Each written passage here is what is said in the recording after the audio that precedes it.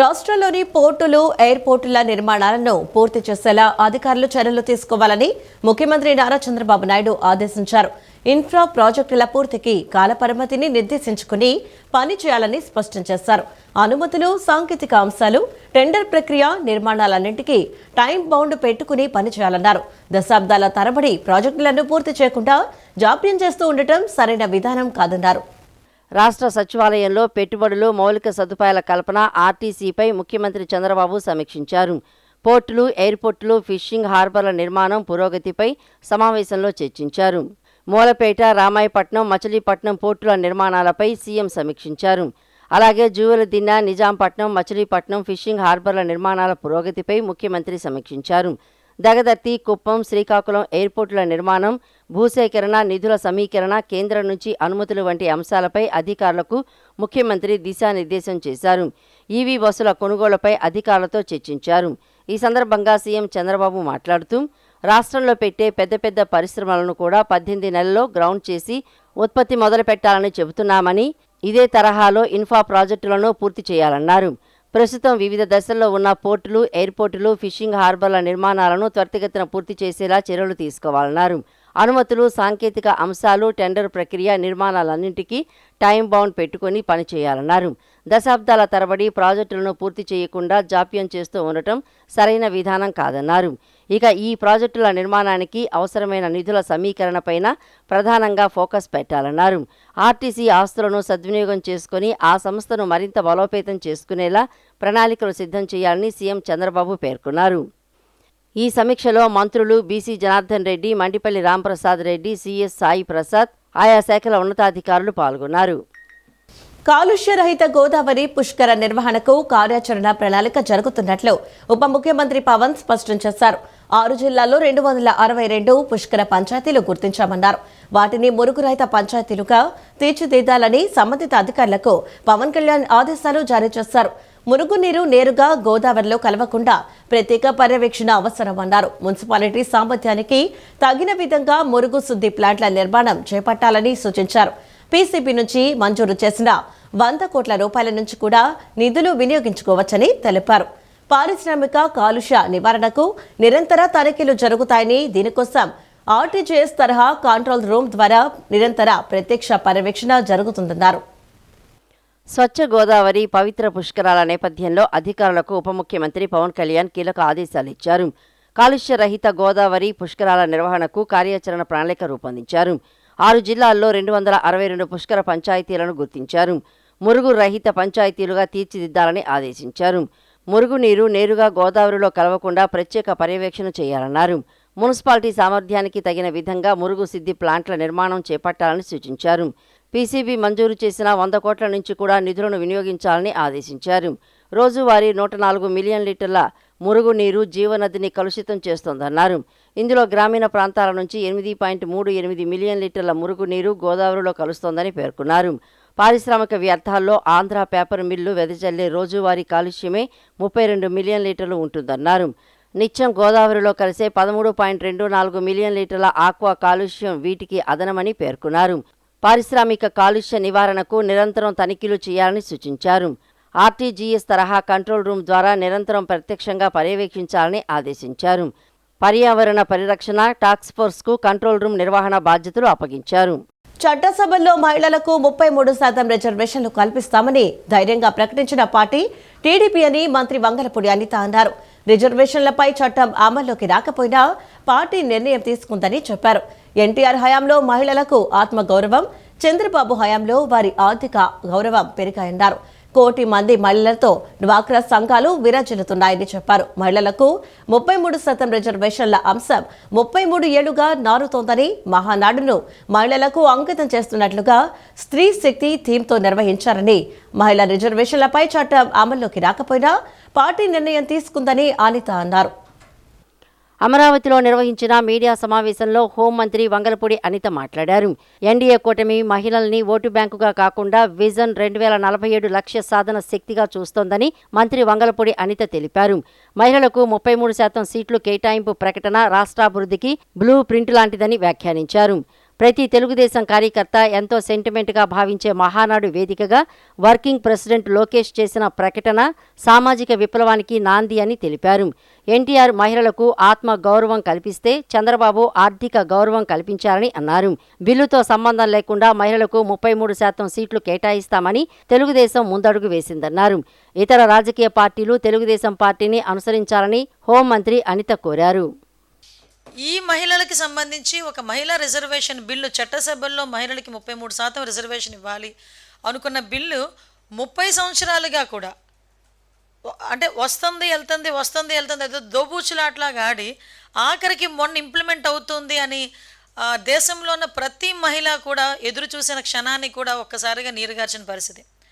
అయితే దాన్ని ఈరోజు మహానాడు వేదికగా గౌరవ ముఖ్యమంత్రి గారు, అదేవిధంగా ముఖ్యంగా మా working president, central working president మంత్రి గారు, మన నారా లోకేష్ గారు ప్రత్యేకంగా దీని మీద నేను మహానాడు కార్యక్రమం కూడా ప్రత్యేకంగా మహిళలకు అంకితం చేస్తున్నామని చెప్పి, ఆ మహిళలకి సంబంధించి మహిళా రిజర్వేషన్ బిల్లు వచ్చినా రాకపోయినా మా పార్టీ ఒక సిద్ధాంతం తీసుకుంటుంది.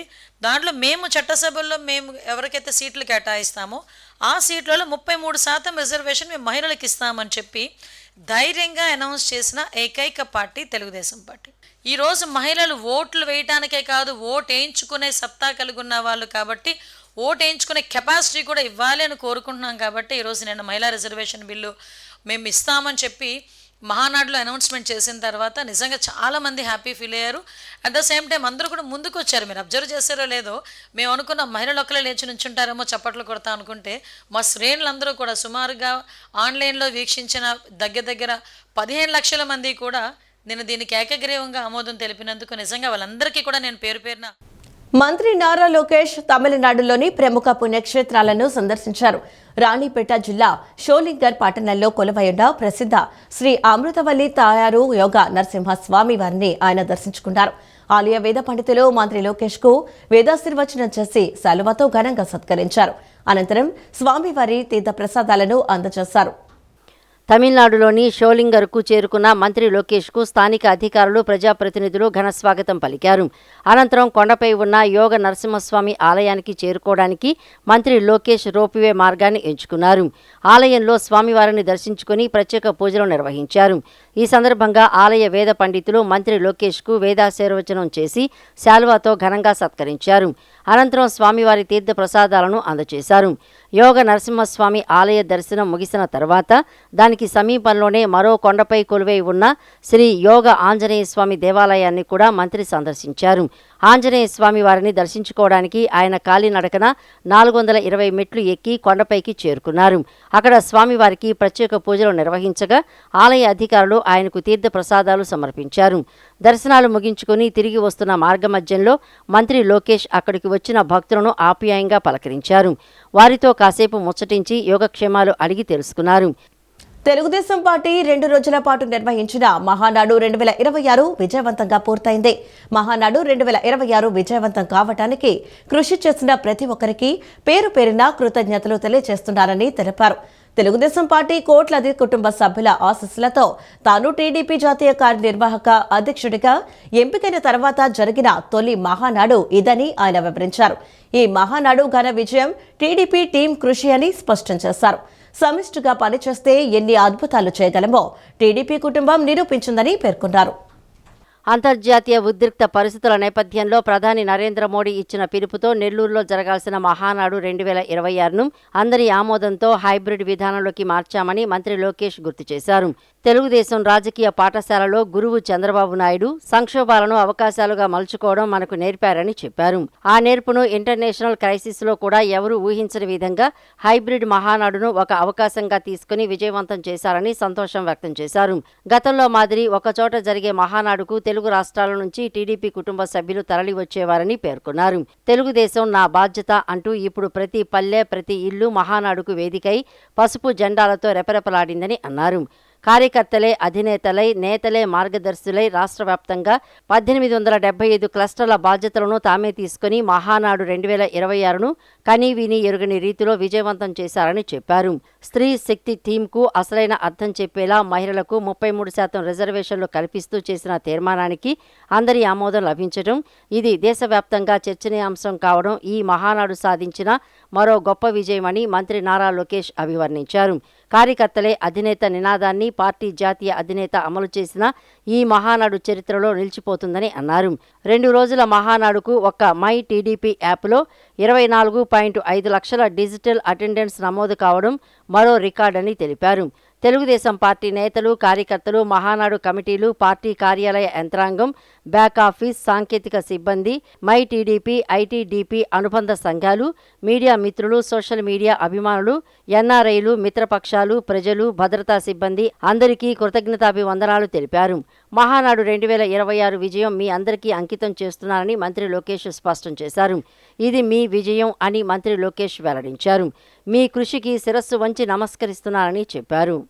ప్రజాస్వామ్య వ్యవస్థ పటిష్టతకు ఆరోగ్యకర ఓటర్ల జాబితా కీలకమని, దోషరహిత ఓటర్ల జాబితా లక్ష్యంగా ప్రత్యేక సమగ్ర సవరణ ప్రక్రియను పారదర్శకంగా నిర్వహించేందుకు ప్రణాళికాయుత కృషి జరుగుతోందని ఎలక్షన్ కమిషన్ ఆఫ్ ఇండియా కార్యదర్శులు సంతోష్ కుమార్ దుబే, నవీన్ కుమార్ అన్నారు. అర్హులను ఓటరు జాబితాలో ఉండేలా చేయడంతో పాటు అనర్హులు, మృతులు, శాశ్వతంగా వలస వెళ్లిన వారు, 1 కంటే ఎక్కువ చోట్ల పేర్లు ఉండటం వంటి వారి ఓట్లను తొలగించి స్వచ్ఛమైన, ఆరోగ్యకరమైన ఓటర్ల జాబితా లక్ష్యంగా సర్ ప్రక్రియ చేపట్టడం జరిగిందన్నారు. సర్ ప్రక్రియ సన్నద్ధత సమీక్షా సమావేశం నగరంలోని school of planning and architecture ఆడిటోరియంలో నిన్న జరిగింది. ఈ కార్యక్రమంలో ఈసీఐ కార్యదర్శులు Santosh Kumar Dubey, Naveen Kumar, under secretary C Sriram, రాష్ట్ర సీఈఓ కార్యాలయ అడిషనల్ సీఈఓ ఏ వెంకటేశ్వరరావు, జిల్లా కలెక్టర్ డాక్టర్ జి లక్ష్మీసతో పాటు ఎన్టీఆర్, కృష్ణా, ఏలూరు, గుంటూరు, పల్నాడు, బాపట్ల జిల్లాల జాయింట్ కలెక్టర్లు, ఈఆర్ఓ, ఏఈ, ఆర్ఓ తదితరులు కార్యక్రమంలో పాల్గొన్నారు. సర్ ప్రక్రియను విజయవంతంగా పూర్తి చేసేందుకు తీసుకోవాల్సిన చర్యలు, జాగ్రత్తలపై ఈసీఐ సెక్రటరీలు దిశానిర్దేశం చేశారు. సర్ ప్రక్రియకు సన్నద్ధత, అధికారులు, సిబ్బందికి శిక్షణ, రాజకీయ పార్టీలతో సమావేశాలు, ఎన్యూమరేషన్ ఫారాల జనరేషన్, ప్రింటింగ్, ఈఎఫ్ల అందజేత, బిఎల్ఓ కిట్లు తదితరాల గురించి వివరించారు. పోలింగ్ స్టేషన్ల హేతుబద్ధీకరణ, ఓటర్ల మ్యాపింగ్ ప్రతి విషయం గురించి తెలియజేశారు. ఓటర్ల జాబితా ప్రత్యేక సమగ్ర సవరణకు సంబంధించి జూన్ 5 నుంచి 14వ తేదీ వరకు సన్నద్ధత కార్యకలాపాలు జరుగుతాయని, ఆపై జూన్ 15 నుంచి జూలై 14 వరకు బిఎల్ఓల ద్వారా ఇంటింటి సర్వే జరుగుతుందని వివరించారు. జూలై 21న ముసాయిదా ఓటర్ల జాబితా ప్రచురణ అనంతరం జూలై 21 నుంచి ఆగస్టు 20 వరకు క్లెయిమ్లు, అబ్జెక్షన్ల స్వీకరణ ఉంటుందని, ఆ తర్వాత వీటిని పరిష్కరించి ఈ ఏడాది సెప్టెంబర్ 22 తుది జాబితాను ప్రచురించడం జరుగుతుందని వివరించారు.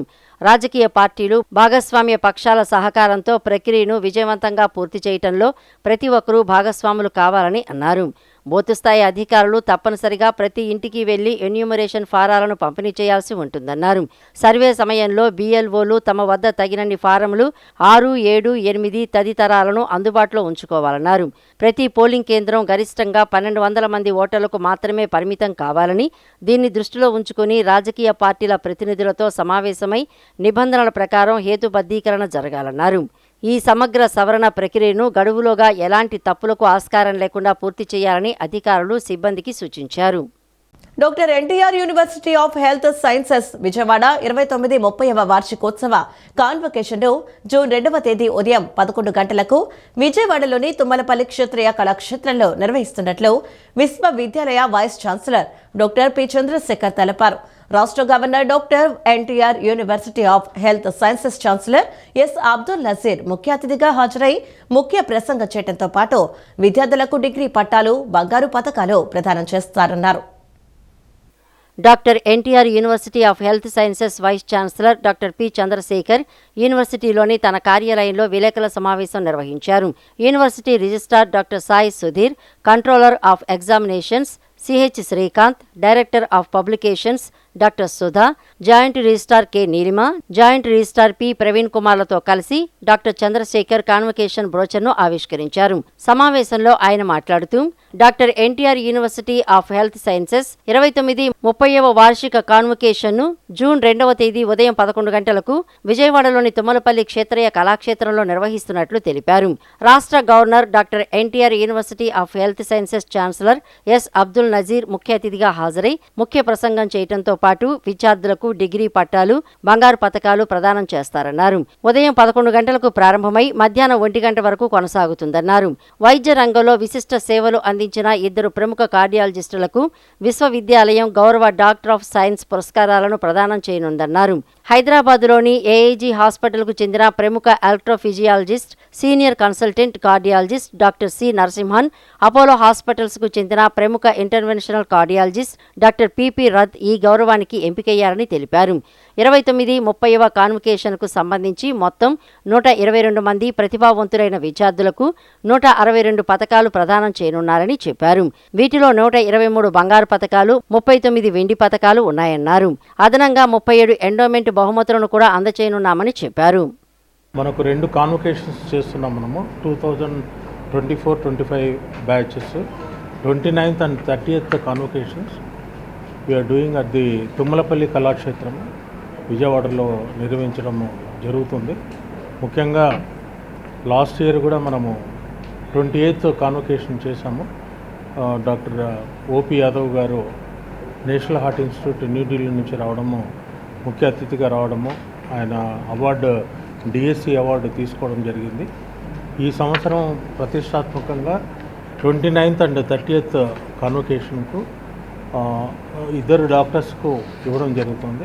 ఒకరు doctor C Narasimhan, is a very famous electrophysiologist, అంటే ఆయన సీనియర్ మోస్ట్ కార్డియాలజిస్ట్. ఇప్పుడు ప్రజెంట్గా అర్లియర్ ఈ work at US trained in CMC Vellore DM cardiology. Then ఆయన అమెరికన్ బోర్డు ఎలక్ట్రోఫిజియాలజీ వచ్చేసి and is a very in authority in as a senior most electrophysiologist in the country. So ఆయనకు ప్రతిష్టాత్మకంగా మనము DSC award ఇవ్వడం జరిగింది. ప్రతి స్వయం సహాయక సంఘం ఆదాయాన్ని పెంచే కార్యకలాపాలను చేపట్టాలని ఆంధ్రప్రదేశ్ గ్రామీణ బ్యాంకు జనరల్ మేనేజర్ జె జుంబిలాల్ సూచించారు. రుణాలను ఉత్పాదక రంగాలలో వినియోగించడం ద్వారా కుటుంబాలకు స్థిరమైన ఆదాయం లభించి కుటుంబాల ఆర్థికాభివృద్ధి మరియు జీవన ప్రమాణాలు మెరుగుపడతాయని పేర్కొన్నారు. మహిళలు స్వయం ఉపాధి కార్యక్రమాలను విస్తరించి ఆర్థికంగా మరింత బలోపేతం కావాలని కోరారు. కృష్ణా జిల్లా బాపులపాడు మండలం వీరవల్లి గ్రామంలో ఆంధ్రప్రదేశ్ గ్రామీణ బ్యాంకు గుడివాడ ప్రాంతీయ కార్యాలయం ఆధ్వర్యంలో మెగా రుణాల పంపిణీ కార్యక్రమం నిన్న నిర్వహించారు. ఈ కార్యక్రమానికి ఆంధ్రప్రదేశ్ గ్రామీణ bank general manager J Jumilal ముఖ్య అతిథిగా హాజరు కాగా, గుడివాడ ప్రాంతీయ manager K Anjaneyulu, DRDA project director Srihari Harnath, జిల్లా project manager Madhu, assistant project manager Srinivas, మండల స్థాయి కమ్యూనిటీ కోఆర్డినేటర్లు, బుక్ కీపర్లు, శాఖ మేనేజర్ అశోక్ రెడ్డి, బ్యాంకు సిబ్బంది, గ్రామ పెద్దలు మరియు స్వయం సహాయక సంఘాల సభ్యులు పాల్గొన్నారు. సుమారు 300 మంది స్వయం సహాయక సంఘాల మహిళలు మరియు ఖాతాదారుల సమక్షంలో నిర్వహించిన ఈ కార్యక్రమంలో మొత్తం 7 కోట్ల విలువైన రుణాలను గ్రాంట్ చెక్కుల రూపంలో పంపిణీ చేశారు. ఈ సందర్భంగా ఆంధ్రప్రదేశ్ గ్రామీణ bank general manager J Jumilal, DRDA project director Hariharanath మాట్లాడుతూ జిల్లాలో స్వయం సహాయక సంఘాలు మహిళల ఆర్థిక సాధికారతకు వెన్నెముకగా నిలుస్తున్నాయని పేర్కొన్నారు. మహిళలు సంఘాల ద్వారా పొదుపు, పరస్పర సహకారం, ఉపాధి అవకాశాల సృష్టి మరియు గ్రామీణాభివృద్ధిలో కీలక పాత్ర పోషిస్తున్నారని తెలిపారు. సంఘాల మహిళలు కేవలం రుణాలను పొందడమే కాకుండా విజయవంతమైన పారిశ్రామికవేత్తలుగా ఎదిగి తమ ఉత్పత్తులకు మార్కెట్ కల్పించేందుకు స్వంత మాల్స్, విక్రయ కేంద్రాలు ఏర్పాటు చేసి ఆదర్శంగా నిలవాలని ఆకాంక్షించారు. జనరల్ మేనేజర్ జె జమీలాల్ మాట్లాడుతూ స్వయం సహాయక సంఘం ఆదాయాన్ని పెంచే కార్యకలాపాలను చేపట్టాలని సూచించారు. రుణాలను ఉత్పాదక రంగాల్లో వినియోగించడం ద్వారా కుటుంబాలకు స్థిరమైన ఆదాయం లభించి కుటుంబాల ఆర్థికాభివృద్ధి మరియు జీవన ప్రమాణాలు మెరుగుపడతాయని పేర్కొన్నారు. మహిళలు స్వయం ఉపాధి కార్యక్రమాలను విస్తరించి ఆర్థికంగా మరింత బలోపేతం కావాలని కోరారు. ఆంధ్రప్రదేశ్ గ్రామీణ బ్యాంకులో టోటల్గా మన రాష్ట్రంలో 8 లక్షల పైన గ్రూప్స్ ఉన్నాయి. అన్ని గ్రూప్స్లో ఆంధ్రప్రదేశ్ గ్రామీణ బ్యాంకులో 3 లక్షల పైన గ్రూప్స్ ఆంధ్రప్రదేశ్ గ్రామీణ బ్యాంకులోనే ఉన్నాయి. 3,05,000 గ్రూప్స్ ఆంధ్రప్రదేశ్ గ్రామీణ బ్యాంకులో ఉన్నాయి. దాదాపు లక్షల మంది పైచీలకు మహిళా పడులందరూ ఆంధ్రప్రదేశ్ గ్రామీణ బ్యాంకులో లోన్ లింకేజ్లో ఉన్నారందరూ తీసుకున్నారు. మనకు ఆంధ్రప్రదేశ్ గ్రామీణ బ్యాంకులో ఉన్నటువంటి మొత్తం క్రెడిట్ అంటే లోన్ 71,000 లోన్ కనుక ఇచ్చినట్లయితే దాంట్లో 20,000 కోట్లు మీకు మాత్రమే ఇవ్వడం జరిగింది. 20,000 కోట్లు మహిళా మహిళలకు. కూటమి ప్రభుత్వంలో అన్ని కార్యకలాపాలు 100కు 100% పారదర్శకంగా జరుగుతున్నాయని ఎమ్మెల్సీ భూమిరెడ్డి రామ్గోపాల్ రెడ్డి అన్నారు. గతంలో దాదాపు 18 డిఎస్సీలు నిర్వహించిన ఘనత చంద్రబాబుదని ఆయన పేర్కొన్నారు. చిన్న మచ్చ లేకుండా ఉద్యోగ నియామకాలు జరిగాయని, ఫేక్ పార్టీ తప్పుడు ప్రచారాలతో కుట్రలు పన్నుతుందని ఎమ్మెల్సీ ధ్వజమెత్తారు. ఎమ్మెల్సీ భూమిరెడ్డి రామ్గోపాల్ రెడ్డి నిన్న విలేకరుల సమావేశం నిర్వహించారు. సమావేశంలో ఆయన మాట్లాడుతూ గత 5 ఏళ్ల వైఎస్ఆర్సీపీ హయాంలో విద్యా వ్యవస్థను నాశనం చేశారని మండిపడ్డారు. లోకేష్ చొరవతో విద్యా వ్యవస్థ మళ్లీ పూర్వ వైభవం సంతరించుకుంటోందన్నారు. రాజకీయాలకు అతీతంగా విద్యా వ్యవస్థను ముందుకు తీసుకువెళ్తున్నారని చెప్పారు. ఉద్యోగాలు అమ్ముకోవడం వైఎస్ఆర్సీపీ నైజం, ఉద్యోగాలు కల్పించేది టీడీపీ అని భూమిరెడ్డి స్పష్టం చేశారు. కులాలు మతాల మధ్య చిచ్చు పెట్టే కుట్రలకు యత్నిస్తున్నారని, ఫేక్ పార్టీ ప్రచారాలు నమ్మే పరిస్థితిలో ఎవరూ లేరని భూమిరెడ్డి స్పష్టం చేశారు. లోకేష్ బాబు గారి నాయకత్వంలో విద్యా వ్యవస్థ ముందుకు పోతుంది. ఖాళీగా ఉన్న ప్రతి ఉపాధ్యాయ పోస్టులను భర్తీ చేస్తారు. కాబట్టి మేము కష్టపడి చదువుకోవాల్సిన అవసరం ఉందని చెప్పి ఆ రోజు నుంచే మళ్ళీ ఎవరైతే ఉద్యోగాలు రాని వారు ఉన్నారో, అర్హులైన వారు ఉన్నారో వాళ్ళందరూ కూడా చదువుకోవడం జరుగుతుంది. ఇది చూడలేని మీరు రకరకాలుగా మాట్లాడి నిన్న విద్యాశాఖ డైరెక్టర్ మీద కూడా దాడికి పంపించావంటే మీ ఎమ్మెల్సీలను ఎమ్మెల్యేలను నువ్వు ఎంత కుట్రతో ఈ రాష్ట్రంలో ఉన్న నిరుద్యోగ యువత పైన కక్ష కట్టావో అర్థమవుతోంది. ఆయన రకరకాలుగా చెప్తున్నారు. మార్కులు వివరాలు ఎక్కడ కానీ ఇవ్వలేదు, వెబ్సైట్లో వెళ్ళండి. ఈ పరీక్ష కూడా మీరు గతంలో మీ తండ్రి గారు ముఖ్యమంత్రిగా ఉన్నప్పుడు చేసిన అవకతవకల మాదిరి చేయలే. కంప్యూటర్ బేస్డ్ ఎగ్జామ్ నిర్వహించడం జరిగింది మొట్టమొదటిసారిగా. ఎక్కడ కూడా చిన్న లీక్ అవ్వడం కానీ, లేకపోతే ఒకరి కాపీ కొట్టడం కానీ, లేకుంటే చిన్న పొరపాట్లు కూడా జరగకోకుండా వాటన్నిటిని కూడా సమర్థవంతంగా ఒక పద్ధతిగా అత్యంత రహస్యంగా నిర్వహించడం జరిగింది. 2/7/2025 పరీక్ష ముగిసిన తర్వాత 22/8/2025 అభ్యర్థులకు సంబంధించిన పూర్తి వివరాలు, వారి మార్కులు, వారికి ఏ ర్యాంక్ వచ్చిందని చెప్పి అఫీషియల్గా ప్రకటించడం జరిగింది. పబ్లిక్ డొమైన్లో పెట్టడం జరిగింది. ఏమైనా దీనిపైన అభ్యంతరాలు కానీ, లేకపోతే ఏదైనా మీకు ఏదైనా సలహాలు అభ్యంతరాలు ఉంటే తెలపమని చెప్పడం జరిగింది. వాటన్నిటిని కూడా సమగ్రంగా పరిశీలించిన తర్వాత మార్కులను బయటపెట్టలేదు, ర్యాంకులను బయటపెట్టలేదని చెప్పి ఇంత దుర్మార్గంగా మాట్లాడడం అంటే చాలా బాధాకరంగా ఉంది మీరు చెప్పే మాటలు. లిక్కర్ స్కామ్ లో వైసీపీ నేతలు కోట్ల రూపాయలు దోచుకున్నారని స్వచ్ఛంద్ర కార్పొరేషన్ చైర్మన్ కె పట్టాభిరామ్ విమర్శించారు. ఈ స్కామ్ లో వేళ్లన్నీ తాడేపల్లి పెత్తందారుల వైపే చూపిస్తున్నాయని మండిపడ్డారు. గొడ్డలి పార్టీకి P4 పథకం ఉందన్నారు. అవే పవర్, ప్రాపర్టీ, పైసా పార్ట్నర్షిప్లని వ్యంగ్యంగా అన్నారు. అధికారాన్ని అడ్డం పెట్టుకుని జోబులు నింపుకోవటమే గొడ్డలిపాటి P4 లక్ష్యమని ఆయన స్పష్టం చేశారు. స్వచ్ఛంద్ర కార్పొరేషన్ చైర్మన్ కె పట్టాభిరామ్ నిన్న విలేకరుల సమావేశం నిర్వహించారు. సమావేశంలో ఆయన మాట్లాడుతూ ఎవరి ఖాతాల్లోకి ఎన్ని కోట్లు వెళ్లాయో ఒక్కొక్కటి బయటకు వస్తున్నాయని తెలిపారు. మంగళగిరిలో ఏర్పాటు చేసిన మీడియా సమావేశంలో ఆయన మాట్లాడుతూ P4 పథకం ద్వారా పేదలను ఆదుకునేందుకు సీఎం చంద్రబాబు ఆలోచన చేశారని అన్నారు. గొడ్డలి పార్టీకి కూడా ఒక P4 ఉందని, అదే పవర్, ప్రాపర్టీ, పైసా పార్ట్నర్షిప్ అని ఎద్దేవా చేశారు. 2019-24 మధ్య వైఎస్ జగన్ పిఏ కె నాగేశ్వర్ రెడ్డి భార్య ఖాతాలోకి 20 కోట్లు వచ్చాయని ఆరోపించారు. ఓ సాధారణ పిఏ కేఎన్ఆర్ ఖాతాలోకి అన్ని కోట్లు ఎలా వచ్చాయి అని పట్టాభిరామ్ ప్రశ్నించారు. అలాగే బెంగళూరుతో సహా పలు ప్రాంతాల్లో అతడికి ప్లాట్లు ఎలా వచ్చాయని సందేహం వ్యక్తం చేశారు. జగన్ పిఏకు 3 రాష్ట్రాల్లో ఆస్తులున్నాయని పట్టాభిరామ్ తెలిపారు. P4 అనేటటువంటి ఒక పథకానికి ఆయన రూపకల్పన చేశారు. Public private people partnership P4 మనందరికీ తెలుసు. ఇప్పటికే దాదాపు 20 లక్షలకు పైబడి బంగారు కుటుంబాలని గుర్తించి, బడుగు బలహీన వర్గాల్లో ఉన్నటువంటి పేదలను గుర్తించి ఆ కుటుంబాలని పైకి తీసుకురావటం కోసం ఆ ప్రక్రియ జరుగుతూ ఉంది. దాదాపు 11 లక్షల కుటుంబాలను ఇప్పటికే దత్తత తీసుకున్నారు. అది P4. చంద్రబాబు నాయుడు గారి vision zero poverty, P4 public private people partnership. గొడ్డలి పార్టీకి కూడా ఒక P4 పథకం ఉంది. ఏంటి గొడ్డలి పార్టీ P4? పవర్ ప్రాపర్టీ పైసా పార్ట్నర్షిప్. అధికారాన్ని అడ్డం పెట్టుకొని అడ్డగోలుగా ఆస్తులు సంపాదించటం, ఖజానాలో సొమ్ములు నింపుకోవటం అనేదే గొడ్డలి పార్టీ P4 పవర్ ప్రాపర్టీ పైసా పార్ట్నర్షిప్. అనేక రకాలుగా లబ్ధి పొందారు. ఇవాళ కేఎన్ఆర్ గారి భాగవతం ఒకసారి చూసినట్లయితే, కేఎన్ఆర్ గారి శ్రీమతి గారి బ్యాంక్ ఖాతా ఒకసారి పరిశీలిస్తే 2019 నుండి 24 మధ్య ఎంతండి, ఎంత విలువైనటువంటి లావాదేవీలు? 20 కోట్ల రూపాయలు.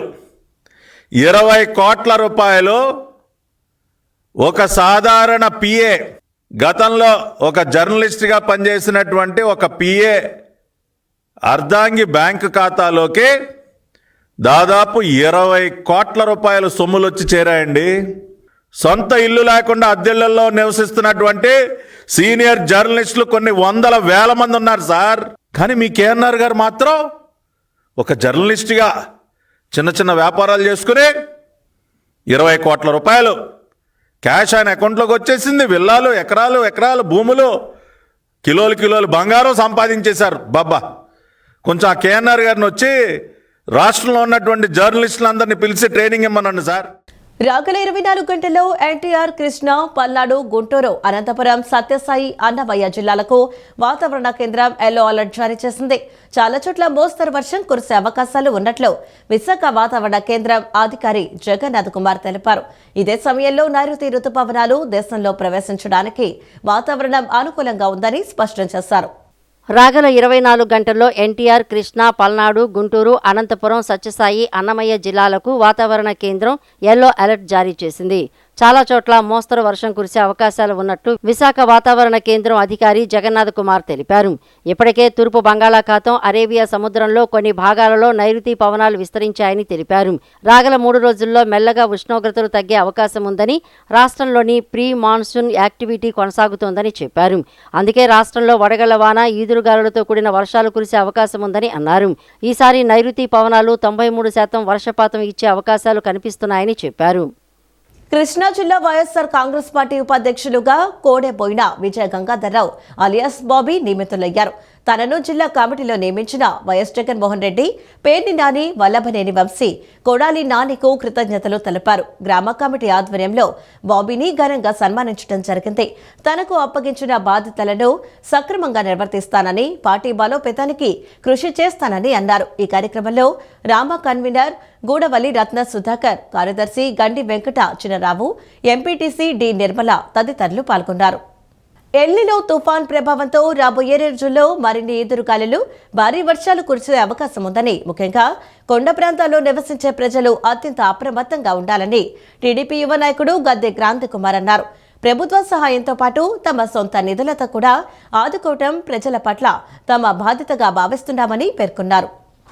ఇటీవల కురిసిన గాలివానల కారణంగా క్రీస్తురాజపురం కొండ ప్రాంతాల్లో పలువురు కుటుంబాల ఇళ్ల పైకప్పులు ఊడి నష్టం వాటిన నేపథ్యంలో బాధిత కుటుంబాలను ఆదుకునేందుకు ఎమ్మెల్యే గద్దె రామ్మోహన్ ఆదేశాల మేరకు టీడీపీ యువ నాయకుడు గద్దె క్రాంతికుమార్ ముందుకొచ్చారు. నష్టపోయిన 5 కుటుంబాలను గద్దె క్రాంతికుమార్ పరామర్శించి ఒక్కొక్కరికి 5,000 రూపాయల చొప్పున మొత్తం 25,000 రూపాయల ఆర్థిక సాయాన్ని అందజేశారు. ఈ ఆర్థిక సహాయాలను క్రీస్తురాజపురంలోని బాధితుల ఇళ్ల వద్ద అందజేశారు. ఈ సందర్భంగా గద్దె క్రాంతికుమార్ మాట్లాడుతూ, ఎల్నినో తుఫాన్ ప్రభావంతో రాబోయే రోజుల్లో మరింత ఈదురుగాలులు, భారీ వర్షాలు వచ్చే అవకాశం ఉందని, ముఖ్యంగా కొండ ప్రాంతాల్లో నివసించే ప్రజలు అత్యంత అప్రమత్తంగా ఉండాలని సూచించారు. ఆస్తి నష్టాన్ని తిరిగి సంపాదించుకోవచ్చని, కానీ ప్రాణ నష్టం జరిగితే దాన్ని ఎవరూ భర్తీ చేయలేరని పేర్కొన్నారు. ప్రమాద పరిస్థితులు కనిపించిన వెంటనే ప్రజలు సురక్షిత ప్రాంతాలకు వెళ్లి తలదాల్చుకోవాలని విజ్ఞప్తి చేశారు. బాధిత కుటుంబాలకు ప్రభుత్వం తరపున కూడా తక్షణ సహాయం అందేలా ఎంఆర్ఓ ద్వారా ఎమ్మెల్యే గద్దె రామ్మోహన్ ప్రత్యేక చర్యలు తీసుకున్నారని తెలిపారు. ప్రభుత్వ సహాయంతో పాటు తమ సొంత నిధులతో కూడా ఆదుకోవడం ప్రజల పట్ల తమ బాధ్యతగా భావిస్తున్నామని పేర్కొన్నారు. పేదలకు ఎలాంటి కష్టం వచ్చినా రాజకీయాలకు అతీతంగా, ఎన్నికలతో సంబంధం లేకుండా సహాయం చేయటం తమ నిబద్ధత అని, ప్రజల కష్ట సుఖాల్లో ఎల్లప్పుడూ అండగా నిలుస్తామని గద్దె క్రాంతికుమార్ స్పష్టం చేశారు. కొండపైన కట్టుకున్న ఒక ఇంటి పైన రేకులు కరెక్ట్గా 5 కుటుంబాలు జీవించే ఇల్లు పైన పెట్టిన రేకులు ఎగిరిపోవటం జరిగింది. ఆ రేకులు ఎగిరిపోవటమే కాకుండా సీలింగ్ కింద పడిపోవటం, ఇల్లు మొత్తం ధ్వంసం కావటం జరిగింది. ఇమీడియట్గా ఆ రోజే ఎమ్మెల్యే గద్దె రామ్మోహన్ గారు వచ్చి మొత్తం పరిశీలించి చూసి వారికి ప్రభుత్వం తరపు నుండి సరుకులు అవన్నీ ఇప్పించడం జరిగింది. అది కూడా కాకుండా ఈ 5 కుటుంబాలు ఆ బాధను చూసి సొంత నిధుల్లోంచి ఒక్కొక్క కుటుంబానికి 5,000 చొప్పున 25,000 తీసుకుని ఇవ్వమని నాకు చెప్పడం జరిగింది. నేను ఇమీడియట్గా ఇవాళ 5 కుటుంబాలకు కూడా క్యాష్ అందజేయటం జరిగింది. ఇప్పుడు చెప్పనున్నది ఏంటంటే అందరికీ కూడా ఇది జస్ట్ మాన్సూన్ స్టార్టింగ్ మాత్రమే. ఇంకా గాలి తుఫాన్లు పెరగబోతాయి. నెక్స్ట్ వచ్చే 2-3 నెలల్లో కూడా తప్పకుండా ఈ వానలు ఉధృతం పెరగటమే కానీ తగ్గటం ఉండదు. కాబట్టి కొండ ప్రాంతాల్లో ఉండే మా ప్రజలందరూ కూడా అప్రమత్తంగా ఉండాలని కోరుకుంటున్నాను. ఈ వార్తలు ఇంతటితో సమాప్తం. నమస్కారం.